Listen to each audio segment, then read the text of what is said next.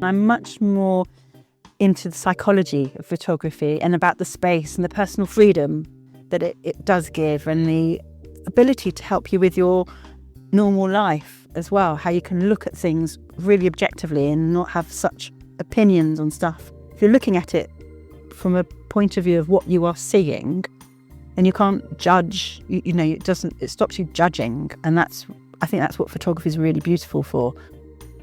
Hello and welcome to the SheClicks Women in Photography podcast. I'm Angela Nicholson and I'm the founder of SheClicks, which is a community for female photographers. In these podcasts, I talk with women in the photographic industry to hear about their experiences, what drives them, and how they got to where they are now. This episode is with Lara Platman, a photographer, journalist, and Leica Ambassador with a passion for documenting Britain's endangered crafts and cultural heritage. Hi, Lara. Thank you so much for joining me on the podcast today. Hello, Andrew. It's so good to join you. I'm quite excited about this. Oh, thank you. Now, can we start by hearing about how you first got into photography? So I started when I was 7. Oh, wow. My dad had a theatre costume business. He made theatre costumes, and he photographed a lot of his stock. And he also photographed some weddings as well. But he printed in our larder at home, and so at night time we would be printing in the larder and hanging out the pictures, and in the daytime Mum would be hanging out the knickers on the same line and taking our pictures down. So I started when I was about 7, and then at school I was still interested in photography, and then my art foundation I just was really excited about photography in the darkroom, because there was a huge darkroom and we could print on big paper, not on 10 by 8. It was big paper, like really big paper. And we could paint on it and we could make it into art and we can scrap around with it. And then I went and did a photography degree, a fine art degree, and I specialised in photography, welding and sound sculpture, because I couldn't figure out whether I was going to be a musician sort of person or a photographer sort of person. So I ended up doing sound installation and ended up making very noisy photographs.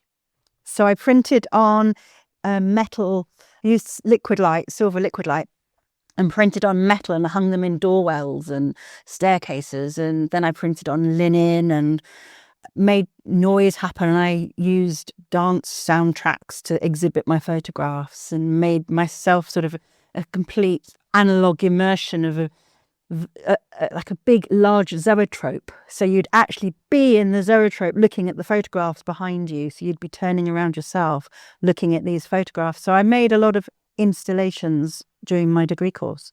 Wow. And that's how I started doing photography. And then I ended up being a real photographer afterwards. What does that mean? Well, I got a job as an assistant.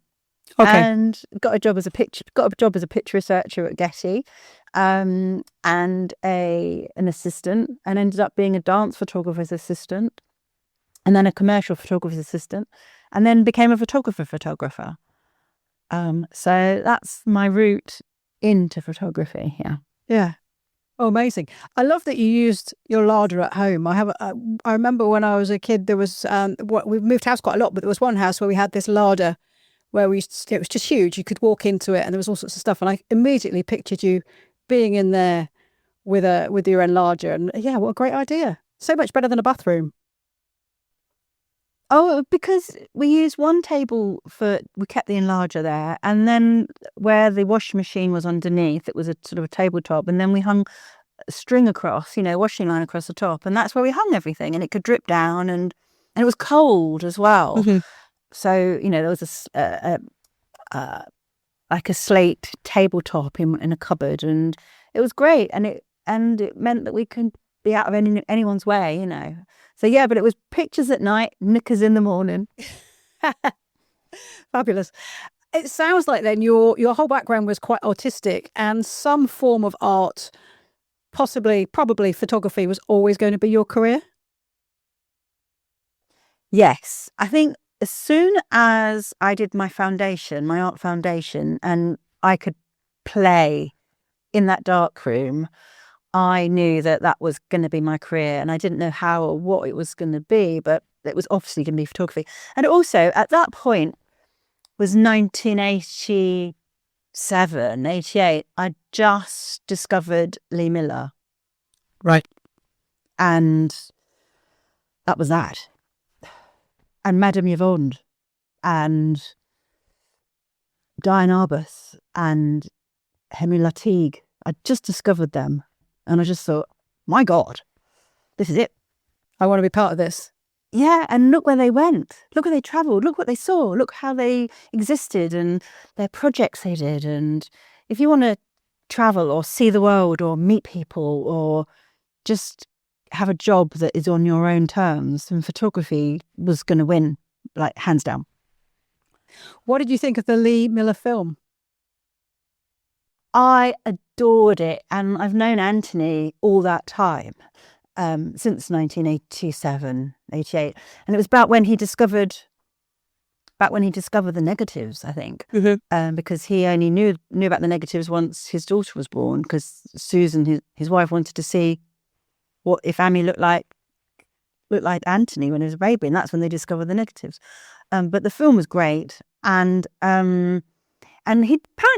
Anthony had so many people want to make a film about Lee Miller, but it was only when Kate Winslet came up to him that he approved the film. Oh, wow, I didn't know that. And she was great in the film.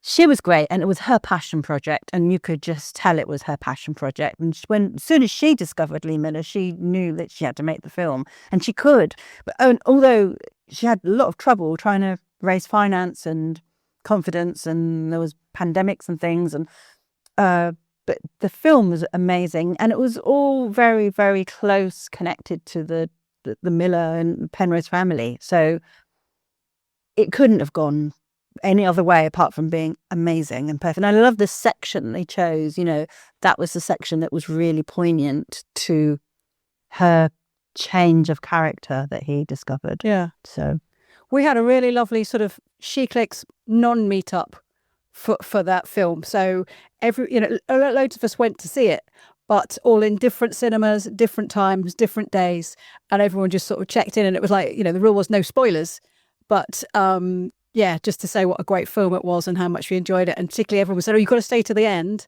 where you see the original photographs compared with the ones that Kate Winslet took. Oh, absolutely. And there was a lovely exhibition at Bonham's on Bond Street of the props and the Jeep and the clothes. So that was a really good thing to see as well. I'm a member of the Chelsea Arts Club, and I organised a talk for him to come to the Chelsea Arts Club and give a talk. And I think that talk was sold out in about half an hour. Oh, wow. And then I arranged a tour of Farley Farmhouse. Mm-hmm. And again, sold out. So we've done it for 2 years now. And now I don't think we can do a tour there again because they'll be sold out in years in advance. Yeah, so I think so. Yeah. Oh, lucky. But they do, Farley Farmhouse do an amazing surrealist picnic in August. Okay. Worth looking up. Now, as well as a photographer, you trained as a journalist, but do the pictures always come first for you, or is the writing there too at the same time? I trained as a journalist in 2008 when all of us film photographers sort of got the sack from magazines and newspapers, and we all had to go get digital cameras. And then I got a digital camera. I got a Nikon D100. And it's in the Thames at the moment with 5 other Nikon D100s. We threw them in. We couldn't take it. They were just terrible. They were terrible. Right. And so as soon as I got this digital camera, I realised that photography the technology hadn't caught up yet. It needed a good few years to catch up. So I trained as a journalist. But yes, photography does come first, and when I'm writing, I visualize what I'm writing, and I'm always interviewing people, so I'm always photographing them, or if I'm not photographing them, I've got photographs of them because they might be dead, so I can't photograph them. But I'm very much I really am visual before I write, and I have a formula that I write to, which was great from the training, but it's also good because it allows you to sort of picture edit your words so to speak. But yeah, so writing has worked really well. And I've written, so I've published a few books, photography books, but then I've interviewed everybody as well. So I've really enjoyed that, and I'm going to continue to do that. Great. Now, we kind of jumped a whole section there, because 1 minute you said you got a job, or a proper photography job, as you call it, and then the next minute you mentioned that you got sacked as a result of, technological change and things moving on. So what was your role? What were you doing? When I started photography, I was assisting a dance photographer, and then I assisted a theatre photographer, and then I got a freelance job as a photographer, and I was always sort of picture editing at Getty a bit, and then I stopped editing there, and I was working at the Royal Opera House, and then I was working with the Telegraph, and then I started working part-time at Country Life magazine. Right. Both as a photographer and as a pitch librarian. So I loved it. I was there for 7, 8, 9 years, and I loved it because I could take photographs. They sent me out and about. And then the other 2 days I was in the library researching, which is something I've realised I absolutely adore. I love that solitude and silence of looking and researching something. So I was at Country Life, but the Telegraph had sort of stopped play. They wanted just digital, and it all became agency sort of thing. So that's what I was doing. I was being freelance at Country Life and the Telegraph. I worked a bit for the Wall Street Journal, and I worked a lot for magazines until sort of before the pandemic. Right. And that's when I had to really take up the journalism section as well, because they just didn't want to carry on paying proper photography fees as such. So I thought I'll just do both. But then I got sent from Country Life in, I don't know, whenever it was, 25 years ago, to Goodwood Revival as an out and about theatre photographer, and to photograph the theatre. But it just so happened there's a motor race. It just so happened there's lots of cars going round and round. And my dad, before I could take my driving test, wouldn't let me take my driving test until I could not service the car, but at least change the oil and change the tyres and work on the car a bit. So I was always quite interested in the cars. And I had a Morris Minor, and one of my boyfriends had a Jeep. So I was always interested in this car kind of scenario. But then I got to Goodwood Revival and everything changed. It's such a great place for photography, isn't it, Goodwood Revival? I'm lucky enough to have been a couple of times and absolutely loved it. It's bonkers and brilliant, and I met so many wonderful people, and they invited me to the next race meeting. So I had to then, I had to then go and do the Monte Carlo Rally with somebody as their photographer. And I had to go to Spa 6 hours, classic racing, and I had to go to Le Mans. Then Monte Carlo Grand Prix, historic. So it suddenly took a complete angle, and I ended up doing these motor racing events. And at the same sort of time, I'd bought a film kit, a Leica film kit. Everyone was chucking away their film cameras. I bought a Leica M6 kit, and in it had a f1 Noctilux lens. Oh. And that changed everything, because I could then go back to shooting at nighttime in the theatre or nighttime in pit lanes. So I decided to do pit lane work at night. And that changed everything as well, because people just didn't see a lot of photographers around in the pit lane at night. And then they saw me thinking, what's she doing? And I just produced all these pictures at night in the pit lane. And that led me on to doing a story in Venice at the Rialto fish market before dawn. So before the tourists arrived, I'd photograph the fish market as they were unpacking. So between 4 o'clock and 6 o'clock in the morning, I would be there with my Noctilux lens, because you can. Because it just takes pictures without you even knowing in the dark. Amazing. Now, when you're at a race meet, I know you take lots of photographs of people, maintaining the cars and doing all sorts of things with them, but do you also photograph the racing? I do, but because I'm now fully fledged Leica, I'm a Leica Ambassador, and my kit is small and handy, and my biggest lens is 135mm. It's a beast with binoculars. It's from 1974. And you have to stand really still and really, if you're going to do some panning along the racetrack, you've got to really get your hip movement working and your rhythm working and knowing how fast they go. So I do race trackside, but so does everyone else. Yeah. So what's that going to get me? And also, watching a race is far more exciting than photographing a race. What I like is the theatre. I'm proper theatre. I'm in the pit lane. The driver changes, the wheel changes, the people that break down. Sometimes the driver has to drive a change and he hasn't got another driver. It's there could be a 2-man race, 2-woman race or something, but he's only one of them. So he has to run down the car. It's hilarious. And so I love photographing that sort of thing. And people just getting ready to get in their car, coming back out. So I'm born and bred theatre. Yeah. So that's what happens with me at a racetrack. When you were talking about photographing the pit lanes at night, I mean, obviously the things that they're doing, they need some light to be working in. And I guess that's a bit like the theatre light. So you have these lovely pools of light with people working in them and then sort of lovely patches of darkness where, you can't see them. So it's almost like they're stage lit. It's exactly the same. I mean, I think of it as working at the Royal Opera House. You have, instead of having sort of 30 minutes of a rehearsal, you have 3 minutes. You have to get ready. You have to know where you're going. I'm fully manual as well. I'm not autofocus. So I have to know where my actor is arriving and leaving. I need to know where the light's coming from, where I need to stand, A, not to get run over, but B, to know where my light's coming from and I'm not blocking the light. And if it's raining, it's even better because the puddles are just sublime. So you have to be ready. It's all about preparation. Yeah. And if you're not prepared, you're not going to get the shot because you can't really go click, click, click, click. It doesn't work. You have to get them on the apex of the jump.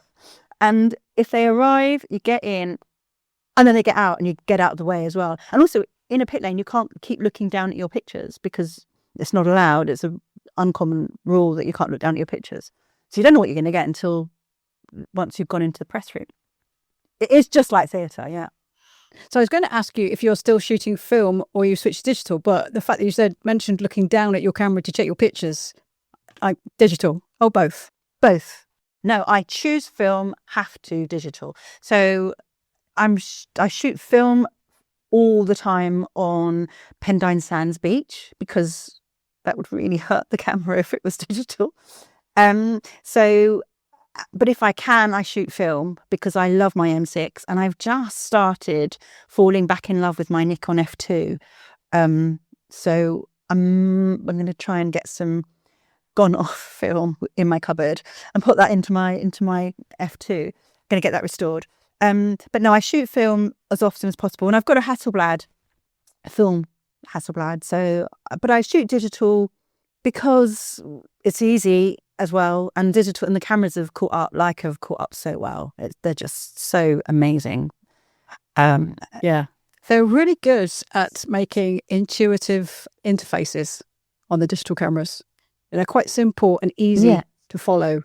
Yeah, and it's just the same as my M6. Nothing's different. Whereas when that Nikon came along, it just said, "Oh, we're going to go digital. We're going to go completely going to change everything back to front," and couldn't do it. So, but the M10P and the M240, which is what I've got, they're just the same.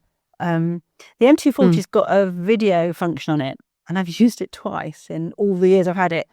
But when I first used it, it nearly blew up my computer because the file size was so big. But now my computer's big enough to take that, so I should try do a bit more filming. Yeah. Yes, computers have come on a long way as well. Now, you mentioned a couple of times you're a Leica ambassador. How did that actually come around? Oh, so it's very organic scenario. I mean, really super, super, super organic. It was at Goodwood, and I'd just been invited to go to the Monte Carlo rally, but no, before that. So I was at Goodwood Revival, and along came this chap with these two M8s around his neck. And I looked at them. I was all completely in love with my M6. It changed my life. I found a lab that processed and scanned the next day, so I could get back to giving people digital photographs, but shooting with film. And the quality of this negative was just so amazing. So the M6 had changed my life. And the Noctilux had completely changed my aspect of looking at things. I was at Goodwood, wandering around, and this chap came towards me, saw that I had an M6. He had two M8s. And I just said, "What have you got?" He said, "M8s." I went, "My, wow. How have you got two?" And he said, "Because I can." He was, the owner of Leica. Oh. So, and he was there. And immediately I just gave him a huge hug and went, "Oh my God, you've changed my life." He dropped everything apart from his cameras. I was picking everything up. And he gave me his business card. And I said, no, you can't be doing that. You can't be giving me your business card. He said, "Well," I said, "because I'm going to be using your business card."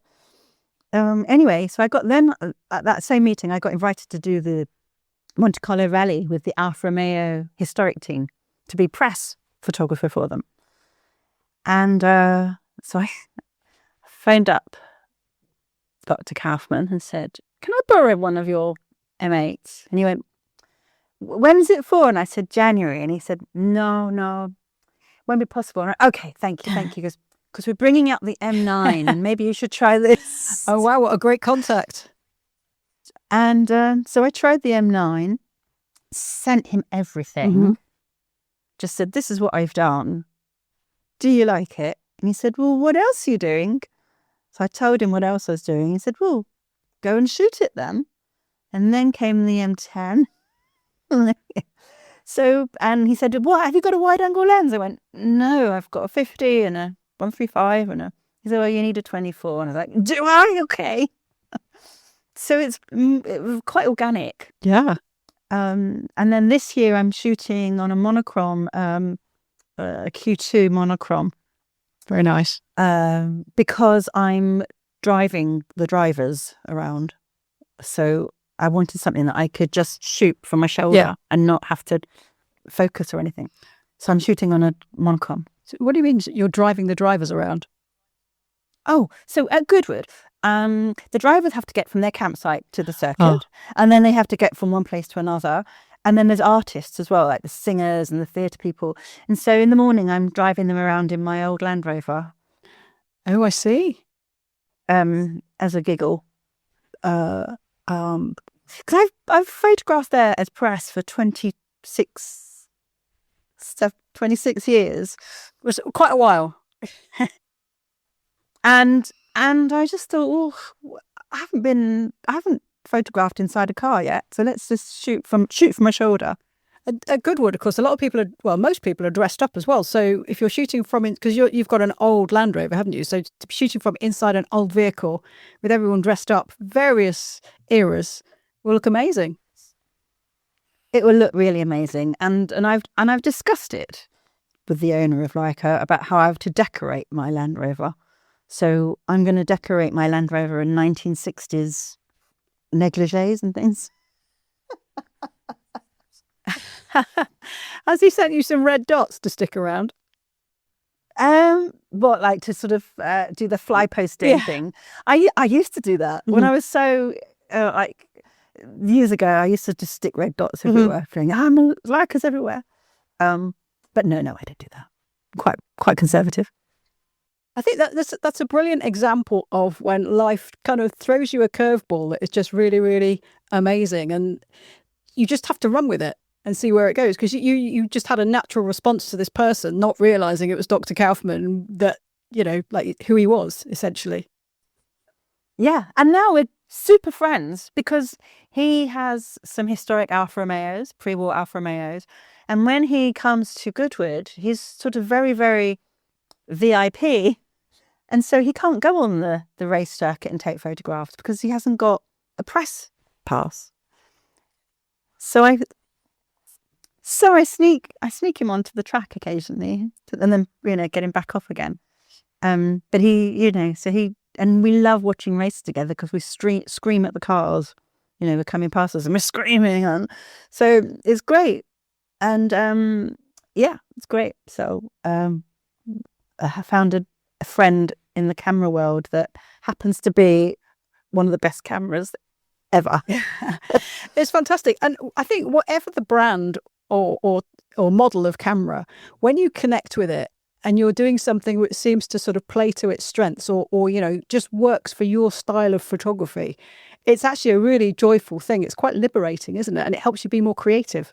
It really does help you be more creative because it's an extension of your eye. I mean, we all know a camera is an extension of our eye, and we don't want to be having to think about what we're doing. We just want to see it and take it, be there, be ready and take it.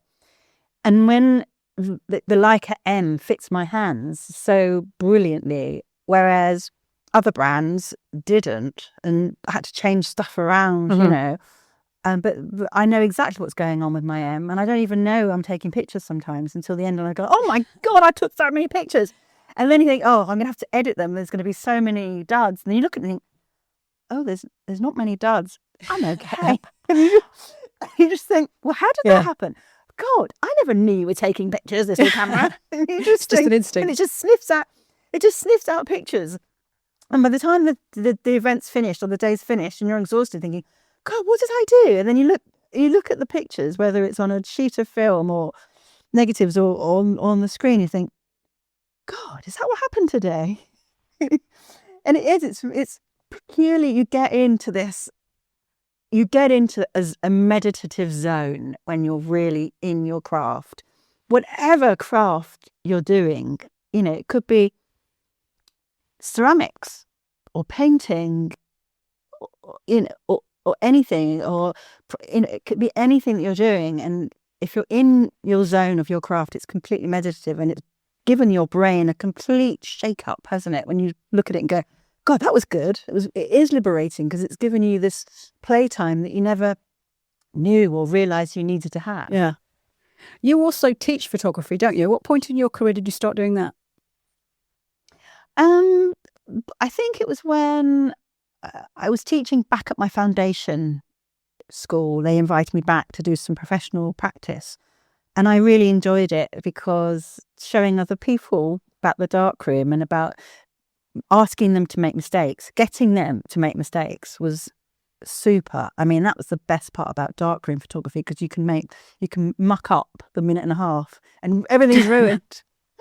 And that was the best bit for them to go, I didn't muck it up. And you just see it, you go, that's a really good picture.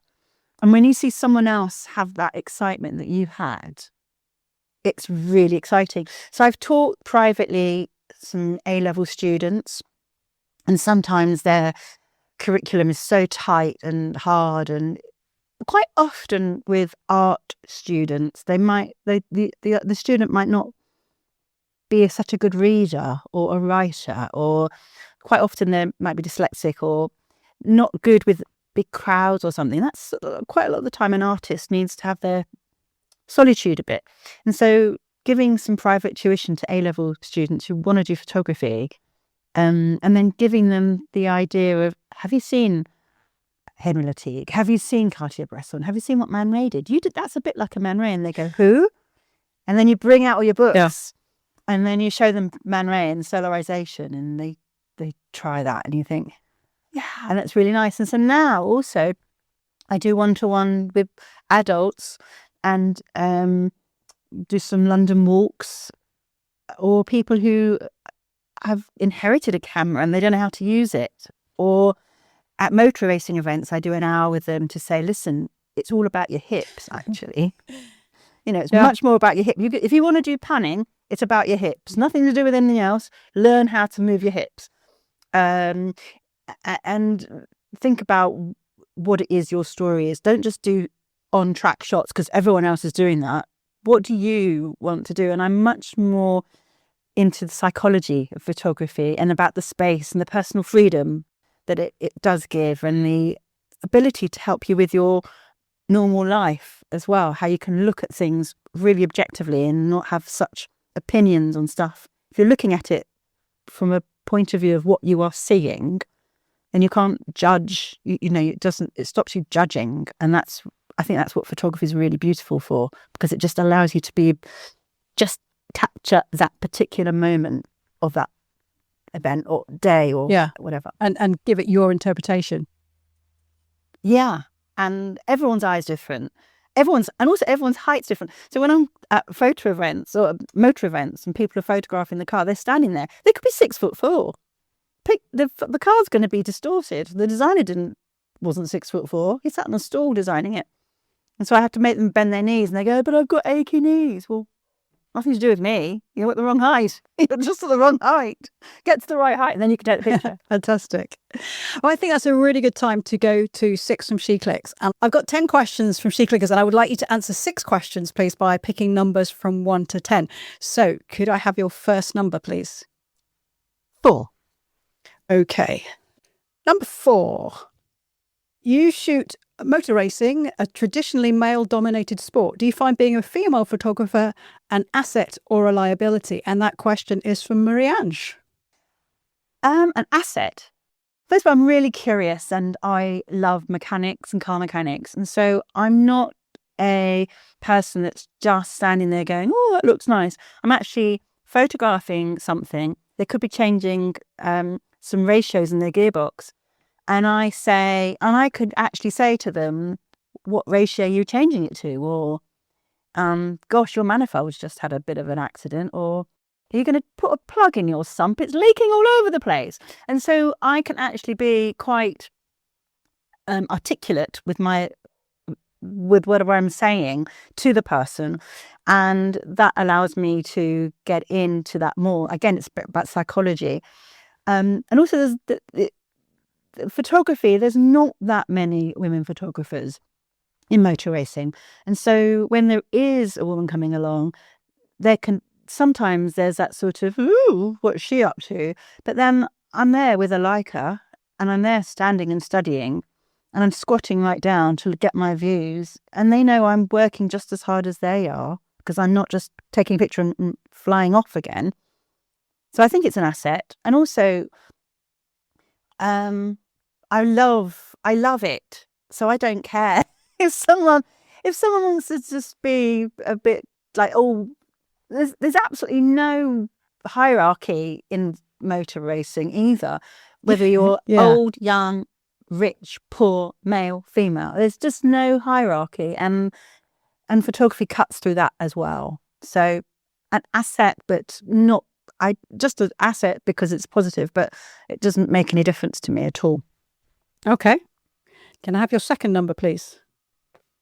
3. If you could live in any photographic era, when and where would it be, and who would you want to hang out with? That question's from Liz. I think I might know, but let's see.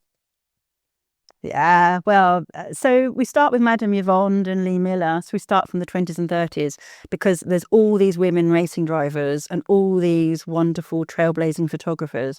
And it would be between the 20s and 30s. I mean, there was a bit of a depression going on, but we've always had that in our lives anyway. But I mean, Madame Yevonde started the colour Vivex system. I mean, my God, look at the colour. Stunning. And then Lee was just so pioneering and trailblazing, and she went off to war in the 40s, but she was so beautiful with her work as a model and as a photographer in Vogue. And yeah, 20s and 30s, and that's who I'd hang out with. I'd also hang out with Mildred Bruce, who's a racing driver. I'd hang out with Madame Yevonde, Lee Miller. Yeah, that's who I'd hang out with, if they'd have me. Yeah, I might try and invite myself along if that's all right. Yeah, come. Okay, cool. Thank you. So could I have your third number, please? 8. What's your approach to editing? Is it something you enjoy, a necessary evil, or something to avoid? That question's from several people.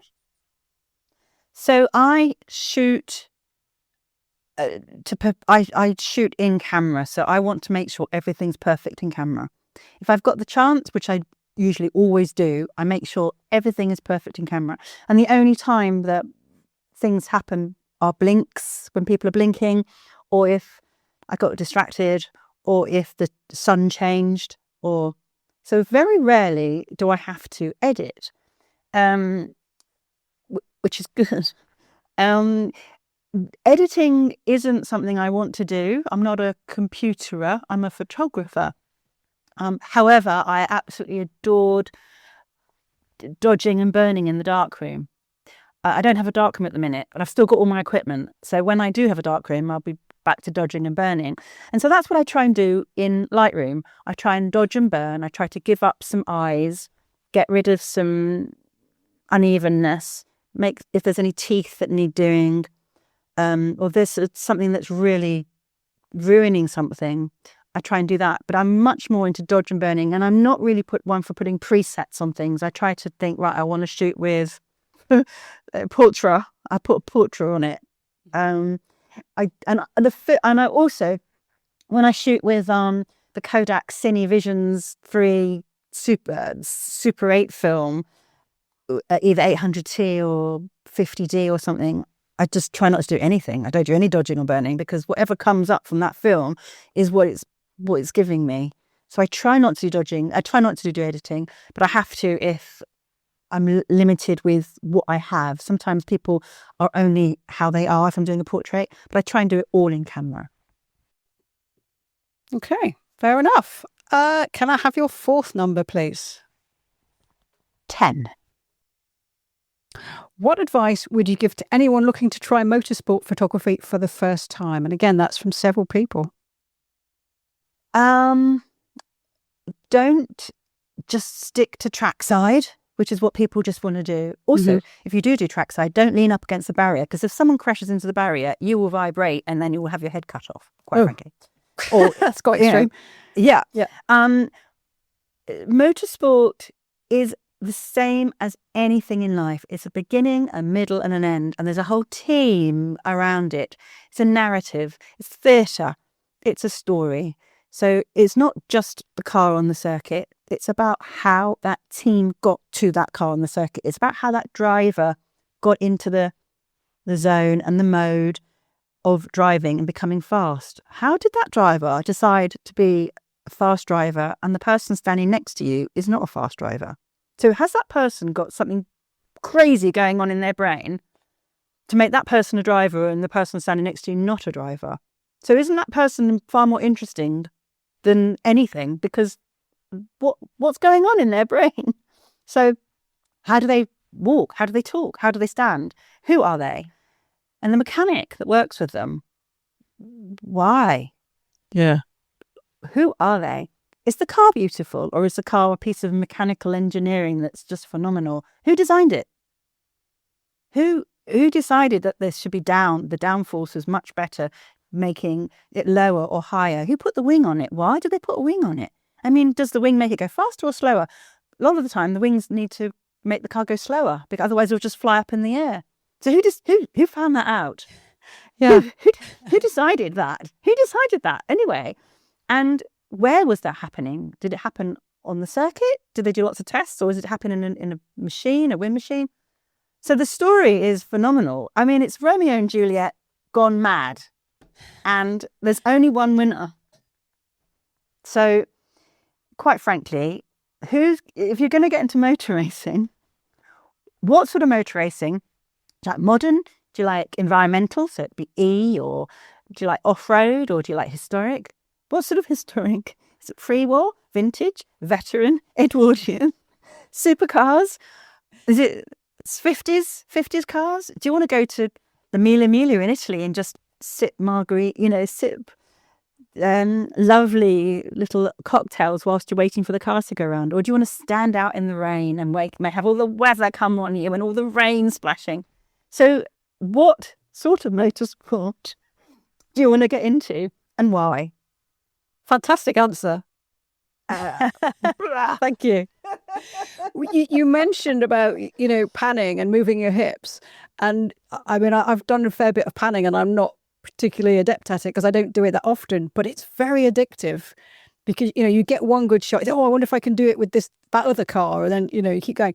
And I think it probably is good to sort of say, right, I'm going to do this for X amount of time, or for this race only, and then I'm going to go and do something else. I actually call it the TK Maxx moment. Okay. You give yourself an hour and then you're out. Whatever you got, you're out. Don't browse anymore. Yeah, so I sometimes say I'm going after TK Maxx because you otherwise you spend the whole day doing something and you get 4 shots. Yeah, I mean, panning is a practice. Why do you want to do it? Is it because everyone else, why do you want to do it? It obviously doesn't appeal to me, does it? But also because I'm very manual. If you've got an autofocus camera and you don't mind sitting at the computer, you can do it because you can just. And now there's these tools where you can just, it finds the best one, doesn't it? But I don't do that. So, but it's all about bending your knees and moving your hips and getting in the rhythm. Yeah, it is addictive, and it's basically take 50 quid in to TK Maxx and get out with what you've got. Okay, fantastic. Can I have your 5th number, please? Have we had number 1? We haven't, but it's a good question. So, what technical aspect of photography did you find the most difficult to grasp, and why? That question's from Carrie. I suppose lighting, not in a studio. I found that very normal, very natural, but lighting with the flash on the body. And I tried the flash on top of the body, and then I tried a flash at the side, and I realised the flash at the side was obviously going to be better. Because I was doing some events and things and you needed to use flash. And I found that difficult because not only were you having to get the photograph, you needed to get the picture and not have everyone black in the distance, like so dark in the distance. And you didn't want to bleach out this person's face. And then I realised that if they were using some kind of beauty balm, their face got much brighter than if they weren't using a beauty balm. And that was the most difficult, and still is. It's still, I've got to remember what functions, what f-stops, what we're doing. Because automatic doesn't work. You have to just do it manually. Yeah. And I still find it difficult. But then I just think, pretend the light's on a studio stick. Well, how can it be different?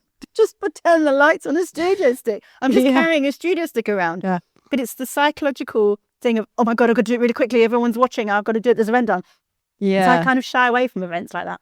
But a flash on the body was and is still something I just think, right now I'm going to be at 10.6 for that. So that's got to be there. But that's going to give me, and I'm always trying to talk about who's going to be in the light. And of course, the light is always right. But we just have to make adjustments to make the light right. I have to say, it was aperture for me. I was, when it's first explained, I was like, where did those numbers come from? And wow, it took quite a while for that to sink in. I think several different explanations and, experimenting and stuff, but got there in the end, thankfully. Okay, so your final number, please. Oh my gosh, 9. Oh, so how would you describe your style? That question is another one from Marianne. Focused. Because I fell in love with my Noctilux, my F1 Noctilux, I very rarely go above 1.4. 2.8 is where I'm at, and above 2.8, I'm like, ooh, what happens now? Okay, is there is there anything too much above 2.8? Mm-hmm. Oh my God. Too much depth of field. So I think I really like to really zone in and hone in on something, and everything else can just sod off in the picture. It can just be there if it wants to. It can just happen to be there. It can just carry on being its normal jolly self. But I'm really on the 1.4, and I want people to see it. And it might not. It's obviously never ever going to be in the centre of the picture because I'm not like that. I'm a magazine girl, so I'm a third across. Yeah. So everything's a third across. So the thing in the middle's blurred, and then you've got to find the thing that is in focus. And you go, oh, that's in focus. So I think focus, at 1.4, and everything else can just flitter away. And that created my style because now I know what I'm up to. Everything else just fits in and happily. So when I do something all in focus, F8, F11, F16, I think, it's got to be really graphic and really minimal and just so pristine. But then when I'm getting into my 1.4, it can be a real mess because stuff can be happening all over the place. but Yeah. it's happening, and I'm in. Of course. I want to be like in the scene. I want to be completely involved in the photograph. And I always think that 1.4 makes you really inside the photograph, and then you can just get out of it when you want to. You can swim out of it. But then if you're doing a fully focused photograph, you're looking at it sort of going, oh, that's very nice and pristine. But yeah, I think focused is my style, like pinpointed. Yeah, Okay. I think that's how I attack things. It is focused in both senses, isn't it? You're focusing the lens, but also it's your mind is focused on that thing, and that's what you're really honing in on. Yeah. And I think, as I was sort of thinking about earlier, artists are very particular, mechanics, engineers. We're quite sort of asphergic in a way that we just get on with something, and everyone else could just get on with it, and we forget that they're all around us. Yes. Get pulled in. Yeah, so that's what photography is with me. I just sort of get completely sucked into it, and I have to swim out to get away from it. Well, Lara, thank you so much for joining me on the podcast today. What I've really enjoyed about our conversation is that throughout it, you've put pictures into my head. I've been sort of being able to see what you're photographing, or what you're talking about photographing, and your style and the things you like to do. So that's been really interesting. Thank you. You're welcome. It's been great talking to you, and it's also nice to hear myself understand why photography is part of my blood. Great. You know, it really is. Yeah. So thank you so much. I hope everyone enjoys listening to this. I'm and gets sure they will. some kind of inspiration to go and pick up their camera and find out what their style is. Well, thank you. Thanks for listening to this episode of the SheClicks Women in Photography podcast. I hope you enjoyed it. Special thanks to everybody who sent in a question. You'll find links to Lara's website and social media channels in the show notes. I'll be back with another episode soon, so please subscribe to the show on your favourite podcast platform and tell all your friends and followers about it. You'll also find SheClicks on Facebook, X, Instagram and YouTube if you search for SheClicksNet. So until next time, enjoy your photography.